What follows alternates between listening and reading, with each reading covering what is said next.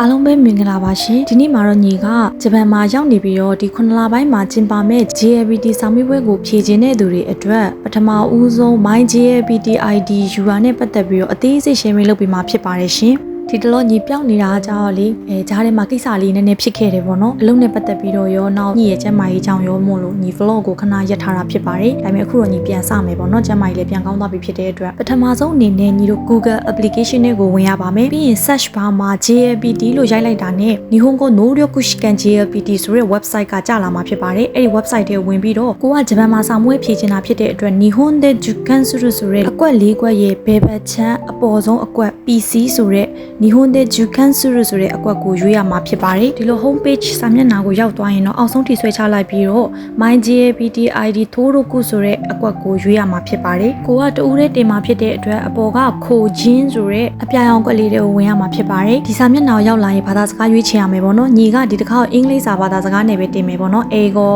နဲ့ပဲတင်မှာဖြစ်ပါတယ်ဒီစာမျက်နှာကိုရောက်သွားရင်တော့ဒါကသူရှင်းပြချက်ပေါ့နော် step ၄ဆင့်ရှိကြောင်းညီတို့ကိုရှင်းပြထားတာဖြစ်ပါတယ်ဆိုတော့ဒါတွေကိုညီတို့ကသဘောတူညီကြောင်းအောက်မှာ I agree ဆိုတဲ့အစင်းရောင်အကွက်ကိုနှိပ်ပြီးတော့နောက်စာမျက်နှာကိုဆက်သွားမှာဖြစ်ပါတယ်ဒီစာမျက်နှာကိုရောက်လာရင်တော့ကိုယ့်ရဲ့အချက်လက်တွေကိုဖြည့်ရမှာဖြစ်ပါတယ်ဒီ star ပြထားတဲ့နေရာတွေကတော့မဖြစ်မနေကိုဖြည့်ရမယ့်နေရာတွေဖြစ်ပါတယ်ပထမဆုံးအနေနဲ့ကတော့ကိုယ့်ရဲ့နာမည်ကိုဖြည့်ရမှာဖြစ်ပါတယ်နာမည်စလုံးအကုန်လုံးအကြီးနဲ့ပဲသွားရပါမယ်ဥမာဖြူဖွေးဆိုရင်ဖြူဆိုတဲ့စလုံးကလည်းအကုန်လုံးအကြီးပဲဖွေးဆိုတဲ့စကားလုံးကလည်းအကုန်လုံးအကြီးပဲဒါပေမဲ့ကြားမှာ space bar ချပါတော့ဖြူ space bar ဖွေးအဲ့လိုပုံစံမျိုးနဲ့ဖြည့်ရမှာဖြစ်ပါတယ်အောက်က country region ဆိုတဲ့နေရာမှာကျတော့ကိုယ့်ရဲ့နိုင်ငံမြန်မာကိုရွေးရမှာဖြစ်ပါတယ်ပြီးရင်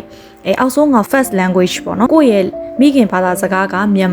မာကိုပေါ့အဲ့လိုမျိုးရွေးရမှာဖြစ်ပါတယ်ပြီးရင်ကြားမှာပြီးကိုယ့်ရဲ့မွေးနေ့ပြီးတော့ကိုကအသက်16နှစ်ဖြစ်ကြောင်းဆိုရဲအကွက်မှာအမှန်ကန်ကြောင်းအမှန်ကြီးလေးထည့်ပြီးသွားရင်ကိုယ့်ရဲ့ postal code ကိုယ့်ရဲ့ postal code ကကိုဂျပန်မှာလက်ရှိနေထိုင်နေတဲ့ postal code ပေါ့နော်အဲ့ postal code ကိုထည့်ပြီးတာနဲ့အောက်မှာဂိတ်စာကိုဖြည့်ရမှာဖြစ်ပါတယ်ပထမဆုံးအကွက်ကကိုနေတဲ့ခရိုင်နောက် address 1နဲ့ address 2ပထမဆုံး address 1ကကြတော့ကိုနေတဲ့မြို့ဘယ်မြို့မှာနေရလဲပေါ့နော်အဲ့ဒီဟာကိုထည့် address 2မှာကြတော့ကိုနေတဲ့ mansion ကိုယ့်ရဲ့အခန်းနံပါတ်ဒါမျိုးတွေထည့်လို့ရပါတယ်ပြီးရင်ဂျပန်မှာလက်ရှိကိုသုံးနေတဲ့ဖုန်းနံပါတ်ပြီးရင် email လိပ်စာဒါတွေကိုထည့်ရမှာဖြစ်ပါတယ် email လိပ်စာက confirmation ပါဖြစ်တဲ့အတွက်နှစ်ခါထည့်ရမှာဖြစ်ပါတယ်ပြီးရင် password ဒီ password ကိုတော့မေ့လို့မရပါဘူးဒါကြောင့်ဖြည့်ပြီးရနေကိုကတခါတည်းစာအုပ်ထဲမှာဖြစ်ဖြစ်ကိုဖုန်းရဲ့ note ထဲမှာဖြစ်ဖြစ်ရေးမှတ်ထားတာပို့ပြီးကောင်းပါတယ်မေ့သွားရင်လည်းပြန်ယူရတာခက်လို့ပါဆိုတော့အဲ့ဒီဟာတွေကမေ့လို့မရဘူးပေါ့နော်ဒါကြောင့်မို့လို့တိချာဖြည့်ပြီးရနေတခါတည်းကိုကမေ့တတ်တယ်ဆိုရင်တန်းပြီးတော့မှတ်လိုက်တာကောင်းပါတယ် password ကိုထည့်နေရမှာအနည်းဆုံးကဏ္ဍ၈လုံးထည့်ပေးရမှာဖြစ်ပါတယ်ပြီးတော့အင်္ဂလိပ်စကားလုံးအကြီးတစ်လုံးအသေးတစ်လုံးပါရမယ်ပြီးရင်နံပါတ်ကိန်းကနန်းပါရမယ်ပေါ့နော်ဒါမျိုးတွေထည့်ရမှာဖြစ်ပါတယ်အဲ့ဒါနဲ့မကိုက်ညီဆိုရင်တော့ပြန်ထည့်ခိုင်းနေမှာဖြစ်ပါတယ်ပြီးရင်သူကကိုမေးပို့မှာဖြစ်တဲ့အတွက်ကိုက receipt ဆိုရဲဒီဘ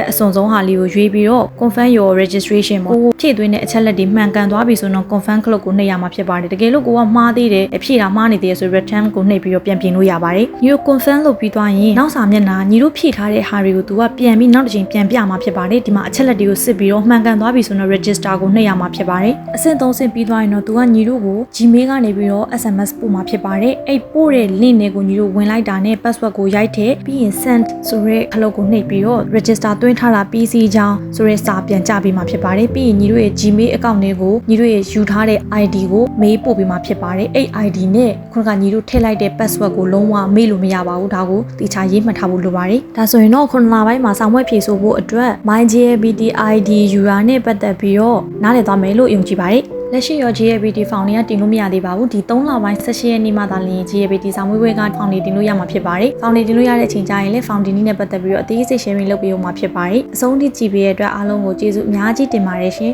အားလုံးဘေးရန်ကင်းကွာကျန်းမာပျော်ရွှင်နိုင်ကြပါစေရှင်